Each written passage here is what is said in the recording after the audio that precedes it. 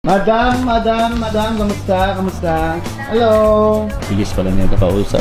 Hindi ako pinahirapan. Yan.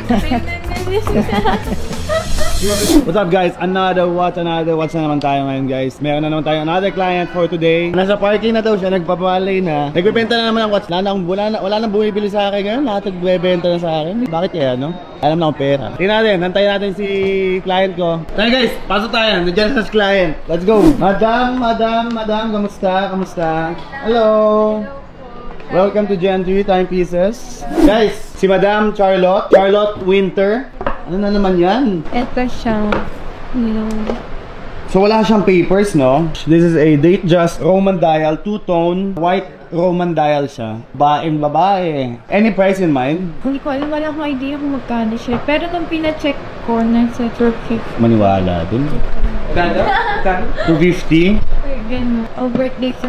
Birthday mo? Pero next month pa. Bilang mo nga ng cake. This is a used serial, 1997 to 1998 year. Reference 63273. Medyo kailangan lang ng service neto. Pag sinusuot ko siya, parang medyo nagre-reddish yung ganito ko.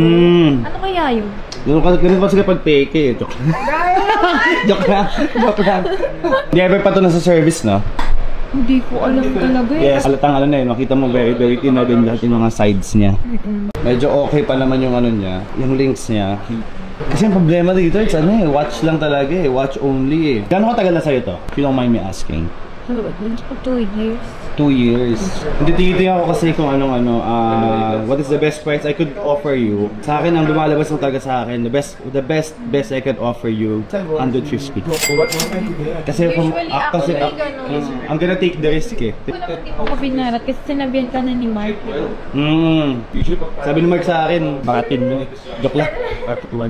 Sabi niya, kung masyadong baratin si kasi as a friend, yun ang kaya ko. Kasi masasell ko to mga around 200, 220. Okay ka doon?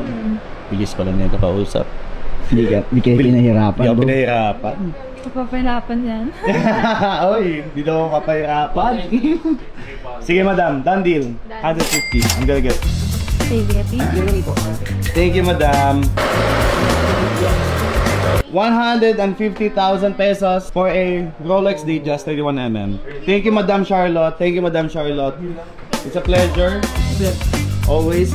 Happy client, happy Gentry tayo. Guys, done deal na natin siya. Nabili na natin siya ng 150,000. Kasi nasa akin yung risk, no papers. Pero okay naman siya. Everything checks out well. Another client happy, another Gentry happy.